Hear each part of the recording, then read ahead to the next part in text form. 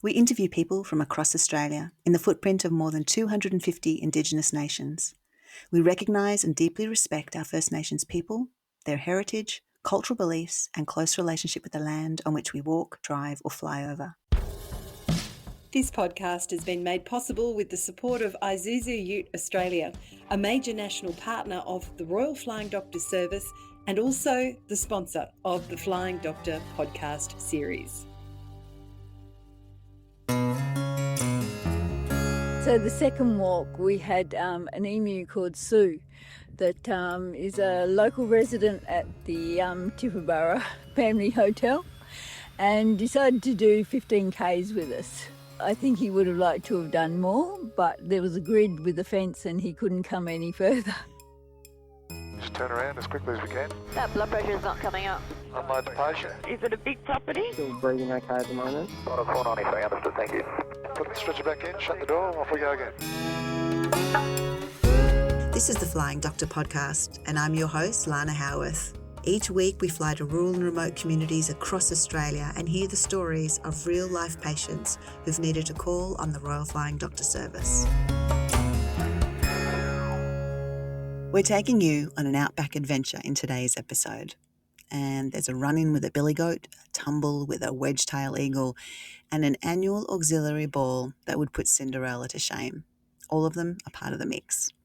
Because today we're taking you to a remote border town like no other in the very heart of the Australian outback. It's played host to the popular Flying Doctor TV series, and one of its many pubs was made famous in the film Priscilla, Queen of the Desert. It was the backdrop to some of the Mad Max film's most daring stunts, and the iconic Aussie painter Pro Hart made it his muse. Broken Hill is also home to one of the oldest RFDS bases in Australia. In this episode, our Flying Doctor producer, Sophie Campbell, travelled to this remote mining town to meet the local volunteers and RFDS crew who helped put together the famous annual RFDS Broken Hill Auxiliary Ball, an event that's all about raising money and awareness for the RFDS Wellbeing Place. While at the ball, surrounded by ball gowns, Sophie also spotted a young woman with a leg brace who was keen to share her very recent Flying Doctor story. Bella Pratt has loved animals and agriculture all her life, originally from South Australia, but now working as a contract musterer and livestock processor based in Broken Hill. Bella's very recent run-in with a cranky billy goat landed her on an RFDS plane and a long road to recovery. Recently, I got to have a fly in the Royal Flying Doctor's plane. Not what I was expecting. It was the last day of the job and we were goat mustering. We nearly finished the paddock actually, and this one billy got out the mob and like, oh, it's pretty good size, like we need him, I'll get him. So I went to go and chase him around. He wasn't budging and I was going just on a longer straight and he slowed down in front of me and I was like, cracky, like I better slow up. And I didn't slow up in time and nudged the side of him and fell off my motorbike, and that was the end of the day, bunged beneath. If we talk about the size of a billy goat, like what are we talking about? Like a large dog? Very large dog with big horns. Yeah. And they've got a bit of fight to them? Oh, they're very sassy animals. You learn that quickly. It's either their way or the highway. Like, you can't really budge what they're thinking. And I hadn't realised that there's a lot of goats around this area. Plenty, yes, so many. When you came across this billy goat and you tried to chase him down, you put your leg out. Yes, I put my leg out my motorbike, just to try and keep upright. But I honestly can't remember exactly what happened. My leg had twisted, must have come unstable, and I heard a snap and yeah, I fell to the ground. And so what happened next, Bella? Well, luckily one of my workmates was 200 metres away. My UHF is on my motorbike, and that's one thing that I thought about afterwards. Maybe I should be wearing a holster, because if there was no one around, I wouldn't have been able to call for help. Luckily, that person was nearby, maybe 200-300 metres, and could hear this scream and could see that I wasn't near the bike and I was not on the bike. Now, that's a pretty scary situation to find yourself in. How far away were you from the homestead or from any other help? From the homestead, I was probably only 10 k's. He obviously called up the aircraft and said, Bella's out of action. And they said, how serious is it? They said, well, she's heard a pop or a snap. And they're like, okay, righto, we'll get some help from the homestead. So I got in a car. Luckily, there was a panel trailer being towed on the main road. They've come and got me from the paddock. I've got in this car in excruciating pain, but gotten to the front gate of the homestead, and that's where I met the caretaker. Okay, and I bet by this point you are in a lot of pain. The adrenaline would have been kicking in. Were you just thinking, please, somebody just, take me to hospital or do something? I was thinking, just get this pain away. I was in a state where I couldn't talk. They're saying, talk to me. I'm like, I can't, this is so painful. I didn't know what I could do, but I just wanted the pain to stop.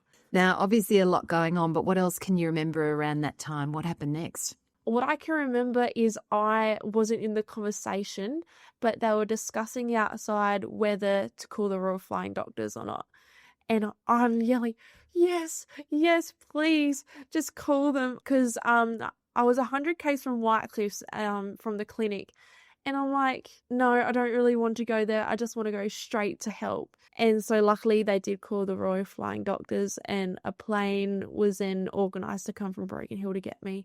And the station that you're on, did that have its own airstrip?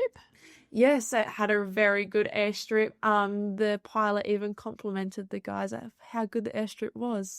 So really well maintained, which the pilots always love. And as you said too, being 100k away from, the nearest clinic or the nearest help, that's still a good over an hour's drive if you were going to do that. And you still wouldn't have been able to get to a hospital. That's right. I was trying to weigh it up, and I thought, yeah, it's not probably worth going to a clinic because I'm going to have to end up at a hospital. So I'd rather just take the straight route there. How did you feel when you saw that plane coming into land? Relieved. I thought, thank goodness. And yeah, the nurses were very, very good when they come to help me, which was great. And have you ever been in one of those sort of size aircraft before, Bella? No, never. In all my life, I've crossed my fingers and toes that I would never have had to go in one, but yeah, it did happen.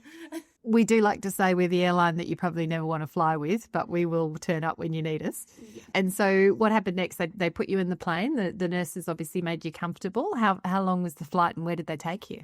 So yeah, they got me comfortable. They organised me in the back seat of the car where I was laying waiting for the plane to arrive. And once, it was quite a quick process actually. It was probably 20 minutes from the time they arrived to the time that I was in the plane ready to go. So they got me all ready and I said see you to everyone, and it took me, I think it was 40 minutes to get back to Broken Hill. 45 minutes. So just to give us some context, how long would it have taken to do that trip in a car? 3.5 hours. Yeah. Okay. Yeah. So it made a huge difference for you for the pain? Oh, immensely. Yeah. Once you landed and headed off to hospital, how long before you got a diagnosis as to just how bad your leg was? Days. So I got to the hospital, I had some scans, and they're like, we can't find anything on their x-ray. I'm like, well, that's a positive. There's no fractures or breaks, but the size of my knee with swelling and the amount of pain I was in, they said, there's something not right. You've got to go to Adelaide and get further scans. So I, the next day, went in a car down to Adelaide, and it wasn't until a full week afterwards I found out what was wrong, and I'd torn everything in my knee, including my meniscus. So literally everything was in bits inside your knee?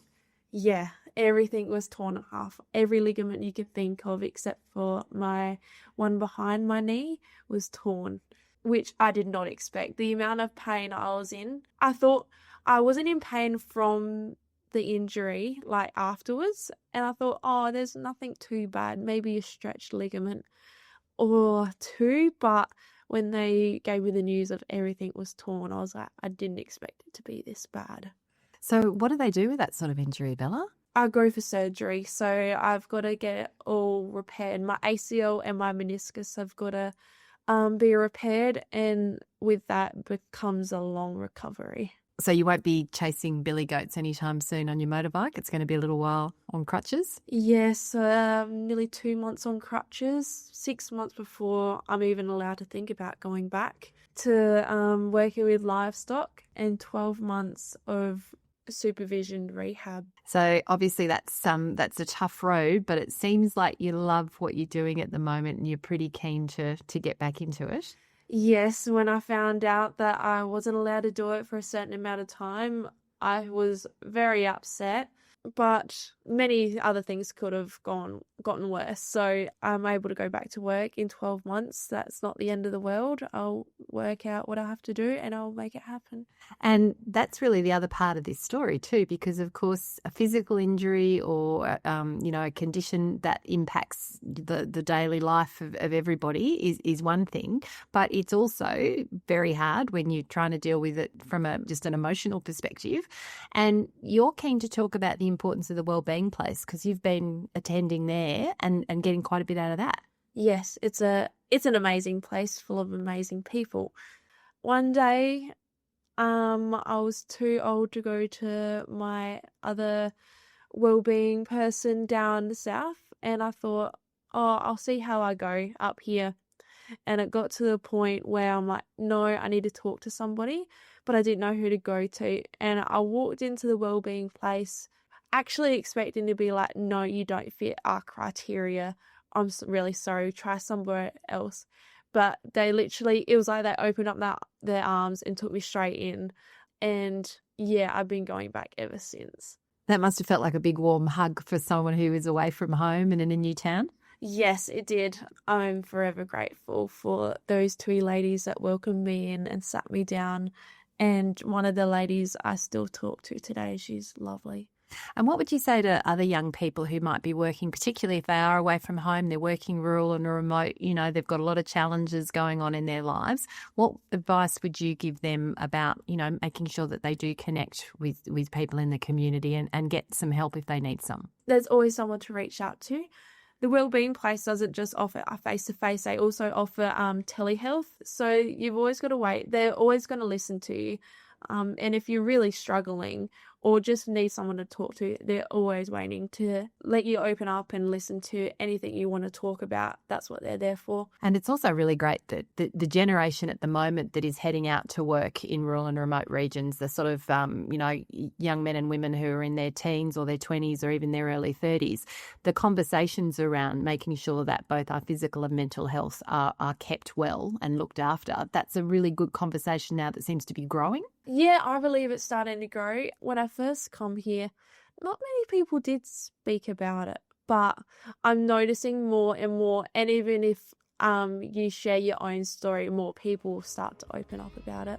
So yeah, that's a good thing. And in the meantime, do you reckon Broken Hill has stuck with you? You think you're going to stick around here for a while? Yeah, I'll be back after my rehab's done. That's for sure. That was contract musterer Bella Pratt, and we wish Bella all the best for her recovery and rehab. To find out a bit more about the RFDS Wellbeing Place that Bella mentioned, Sophie also caught up with RFDS clinician Ian Harvey, because as well as offering a host of mental health services for the local community, the Wellbeing Place is also changing the way that drug and alcohol addiction services are being delivered. Look, the Wellbeing Place is, a place that community can reach out to, in times of need, particularly around mental health and drug and alcohol. And if we look at the Wellbeing Place itself, it's got a very calm and peaceful sense to it. You walk in the door and it almost feels like somebody's home. Is that intentional? Absolutely. It's designed to feel comfortable. And it's designed, obviously to be welcoming. And what sort of services does the Wellbeing Place offer? Mental health, drug and alcohol services, as well as a range of different, activities. For instance, yoga, tai chi, meditation, So is it very much about the community coming to you and saying this is what we need? We're always listening, to what the community are asking for, and we do try and deliver that. What are some of the wins, the things that are working? I believe that the harm minimisation approach that we take is having a positive effect. I'll get to see clients that are actively using, but I can see a reduction in their use. And to me, that's a positive thing. And can you explain the harm minimisation sort of program? What sort of elements are involved with that? So with the harm reduction, what we kind of look at is keeping people as safe as what we can and keeping them alive. So we talk about things like the take-home naloxone program, which is where we can provide, the naloxone medication for people that are using opioids or other drugs. We encourage anybody that's using any type of substance at the moment to be part of that program, because these days you don't actually know what is in a lot of the drugs that are coming out off the streets. And the risk of accidental overdose is quite high. So this program helps to minimise that, and it really can save lives. The other thing we look at is, providing clean needles. And we also talk about, the risks and harms. We also encourage people to check their statuses around, bloodborne viruses as well.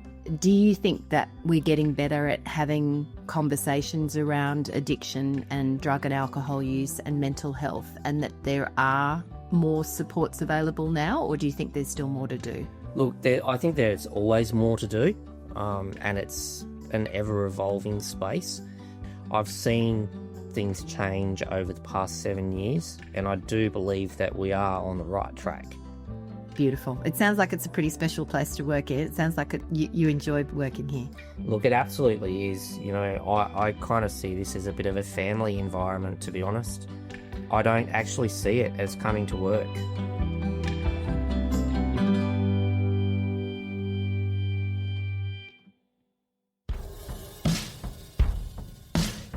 Have you seen any of our 7 large RFDS flight simulators as they move around Australia, attending school, community or field days? Each is being towed by an Isuzu D-Max Ute or MUX SUV, courtesy of Isuzu Ute Australia. Reliable vehicles are imperative in the harsh Australian outback, and the Isuzu D-Max and MUX vehicles are the perfect match for the long-distance heavy towing demands of these simulators right across Australia. You're listening to a very special episode of the Flying Doctor podcast, all the way from Broken Hill. Before we head to the Broken Hill Auxiliary Ball, Marg Symes is not only the local Women's Auxiliary President, she is the wife of an RFDS engineer and a 3-time endurance walking fundraiser. Marge is speaking here with Flying Doctor podcast producer Sophie Campbell as her band of volunteers gathered from stations and homesteads near and far to prepare the town's civic centre for ball night. The auxiliary is a group of ladies ranging in ages of 80 plus down to 40. We get together and we have an annual ball. We can have up to around 550 people attending. We also do the Christmas puddings that we're well known for every year that go all around Australia. We also do a little bit of catering, and every now and again we'll have a raffle or just something little. And basically all the money that is raised from that stays in Broken Hill and is dedicated to either medical supply, equipment for planes, whatever's needed in Broken Hill. Jennifer Trelaw from Warrior Station, via O'Leary, South Australia. How long have you been involved in the Broken Hill Auxiliary? Over 30 years, I can't remember now, I've got no idea. Okay, well that's a long time. And have you been involved in the balls all that time? Yes. Mm-hmm. What other activities are part of the auxiliary and being involved with the auxiliary fundraising? Well, I was secretary and I was president, but Oh, I just help with making puddings and... I've heard about these famous puddings. Oh, yes. Tell me they're about lovely. those. How long do they take to prepare and how popular are they? Oh, very popular. They are absolutely beautiful. A week and a half to make, yes. And we make them, then we dry them.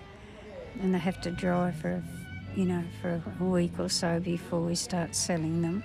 But we post them all over the place. We've even posted them to England. And King Charles was given one, and Princess Mary was given one too. So literally royalty has consumed a Broken Hill auxiliary Christmas pudding. Well, we're not sure whether they consumed them or not, but they were given them. And we're here doing the final preparations ahead of the ball, and there's lots and lots of people here getting the final table decorations sorted, but I can only imagine how many cooks would be involved and how many puddings would you make on average, and has that grown over the years? Well, we have made over 2,000 at times. It is a lot of puddings because hanging them is quite a business, hanging them. But is there a bit of a secret you can share about the perfect Christmas pud? Well, a perfect Christmas pudding has the perfect ingredients, of course. She's not giving anything away. No. Is it in the stirring? Maybe it's in the stirring, is it? Possibly. That was auxiliary volunteer Jennifer Trelaw, and we'll add a link about how you can track down one of those famous Christmas puddings in the show notes. But let's return to Marge Symes now, because on top of her ball organising skills, Marge is also a Broken Hill born and bred local. And in a bid to raise money and awareness around Broken Hill's wellbeing place, she has also walked more kilometres in the last 3 years than many of us might walk in a lifetime. We're so lucky in Broken Hill to have the RFDS because of the fact of distances to get anywhere. So if you're really injured and you need to go somewhere, the RFDS can take you to Adelaide or Dubbo, wherever you need to go. Because we don't have the specialists or sometimes the needs in Broken Hill to, keep people alive or look after their needs.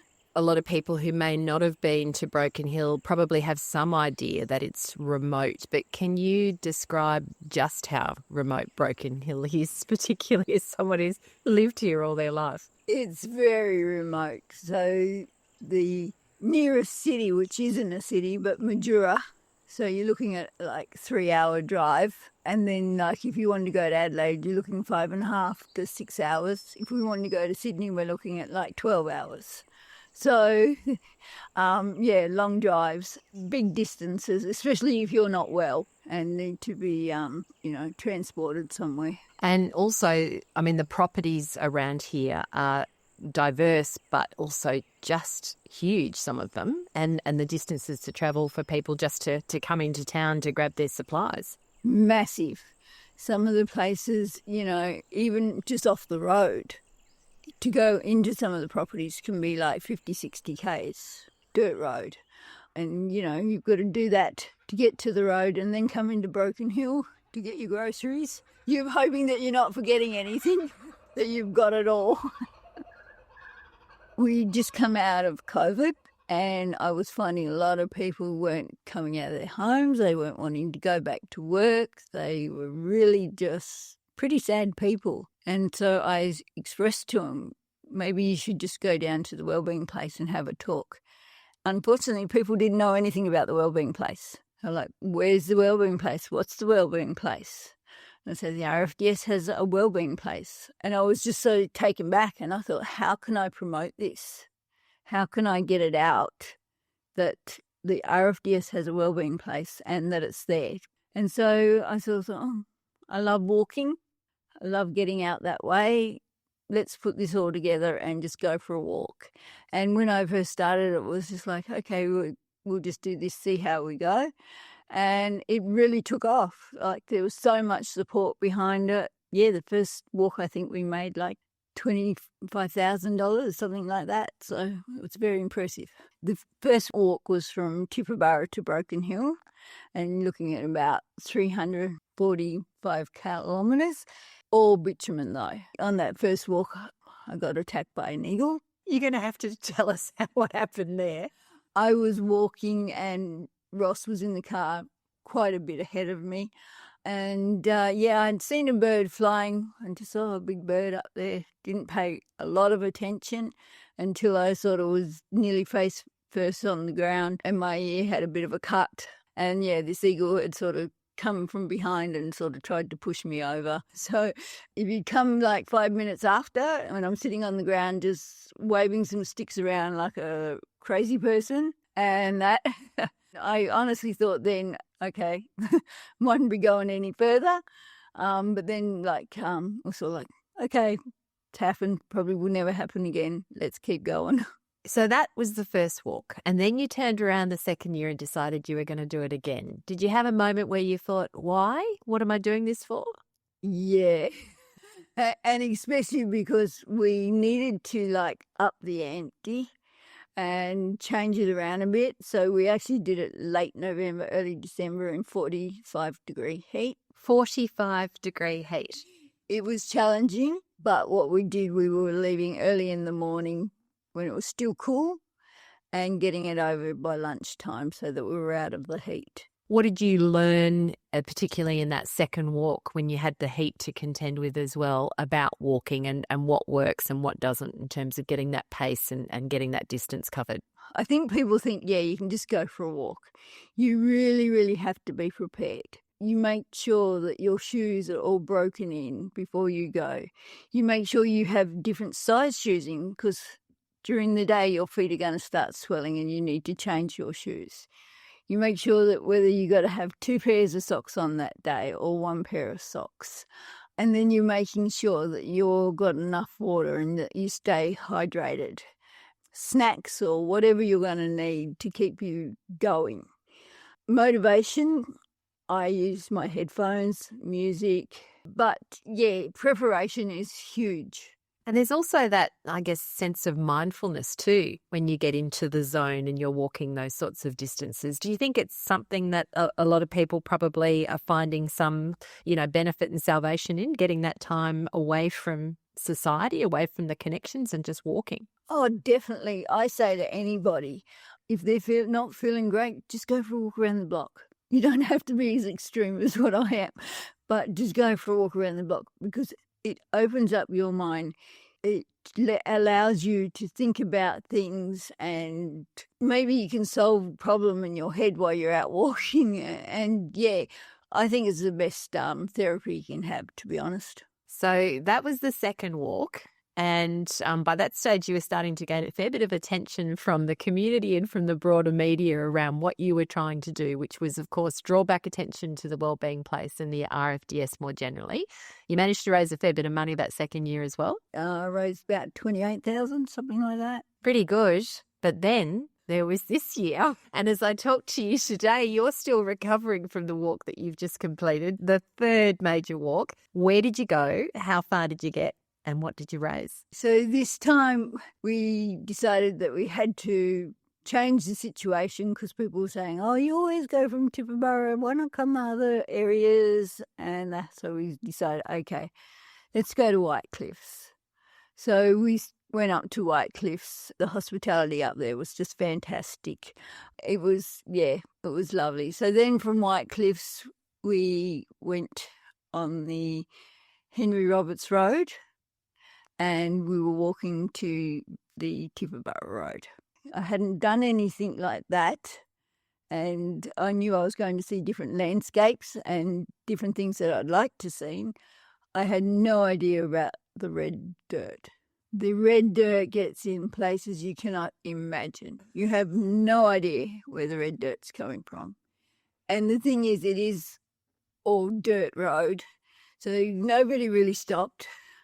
Trucks went straight past me and dirt just kicked up in my face.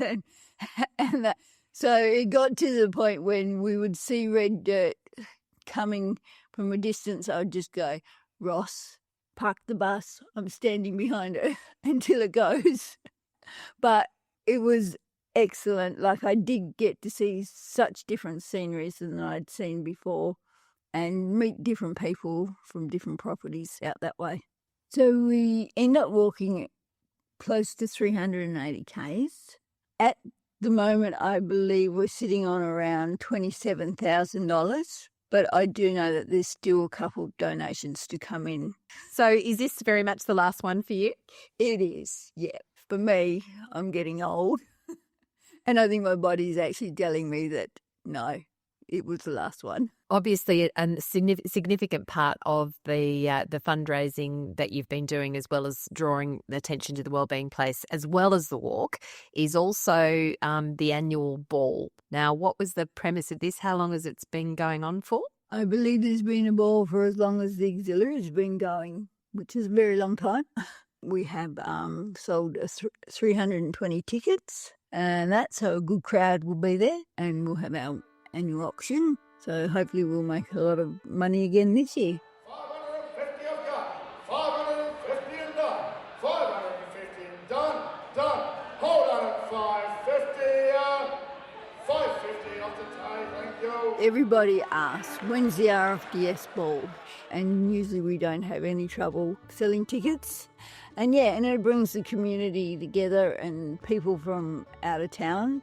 So they're all ready to get dressed up in their finery and come along to the ball. Mark, finally, having done this significant amount of walking and really had a lot of time to think, but also a lot of time to talk to people when you're out and about on the walks and talking to different people around the properties and things. What have you learnt in the last few years around the RFDS and its significance to the community and surrounds of Broken Hill? Honestly, the respect that I have for the RFDS, whether you're a pilot, engineer, nurse, just somebody answering the phone, you can't praise them high enough. And then we come to the mental health team. Well, honestly, they're just unbelievable.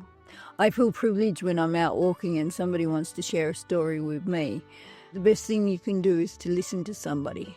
If somebody's prepared to talk, just listen. You never have to give advice. I'll hand out magnets or cards of somebody that they can speak to, but just to listen, give your time to somebody who might be in need. So I have the highest respect for all of them at the Wellbeing Place.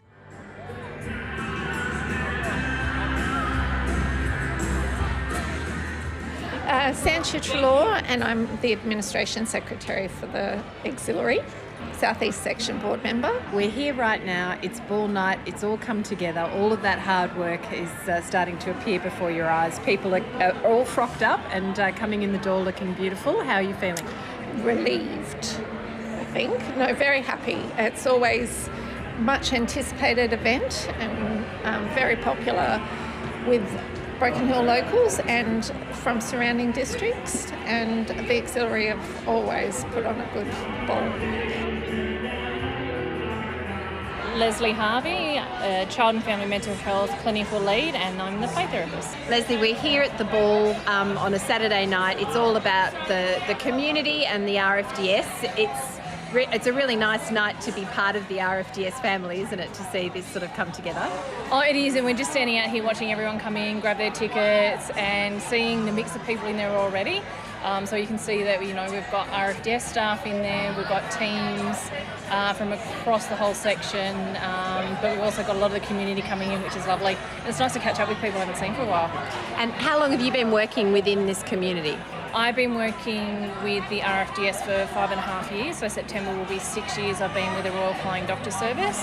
The community itself, so Broken Hill, I'm a Broken Hill local, so this is home. So I get to explore every day. I get to go out on clinic flights to remote communities and help children and families.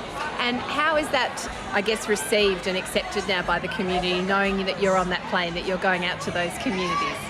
A lot of the feedback that I've had is just that gratefulness of a specialised service such as play therapy as a specialised and unique form of psychotherapy. We're going to them.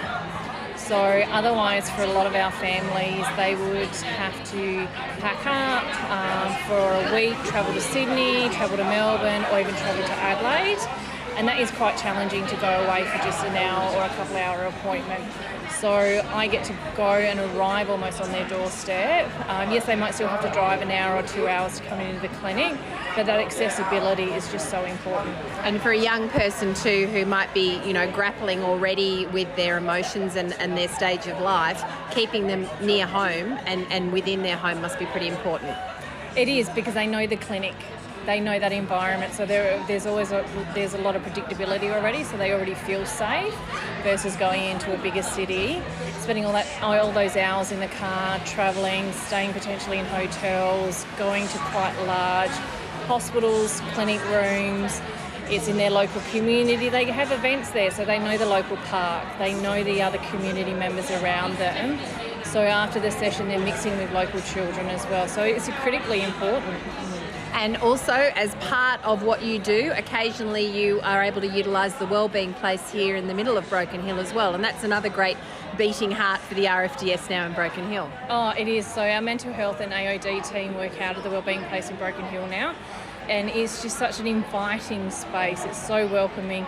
And it's a space that allows for multiple clinicians to work out of it. I do work out of there about once a week, and that's just to meet families that I might not be able to meet at certain clinics. So if they're coming into town, doing them shopping, we can arrange to have those appointments at the wellbeing place as well. I've got to say, just talking to people everywhere, everybody's been saying tonight is about doing it for the doctor, and you get that real sense of just how important the RFDS is within this community. It is on that medical side. The aerial medical is critically important, just not only for our communities but all throughout Australia. But I think it's also that growing acknowledgement that outside of the medical, we have these other teams that are getting themselves quite well established within the mental health and drug and alcohol space as well. I'll let you go and enjoy the ball. Thank you. See you on the dance floor. Eliza Emlyn, we've got your back program coordinator. All right. Well, you're looking absolutely gorgeous because you're all dressed up for the ball, and we're here now. Everybody's in the room. Everybody's looking very glamorous. This is a bit of a big event, isn't it, for the Broken Hill community? Yeah, it is. It's an event people look forward to every year. A chance for everyone to go out, get dressed up and look beautiful. And in terms of your role, not only with RFDS but also with the Wellbeing Place, how important is this sort of event to raise awareness for people as well? Huge. Events like this and the Women's Auxiliary are what support us and keep us going. They understand our initiatives, they embrace our initiatives and promote mental health services as well as RFDS as a whole. Hey, thanks for listening to this episode, and thanks again to our sponsor and major national partner, Isuzu Ute Australia. Isuzu Ute is committed to supporting the communities in which the RFDS operates. To learn more, search Isuzu Ute online.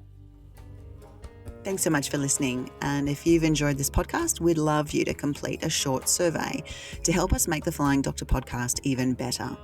You'll even go in the draw to win an RFDS prize pack. So just click on the survey link in the show notes, and we'd really love to hear from you.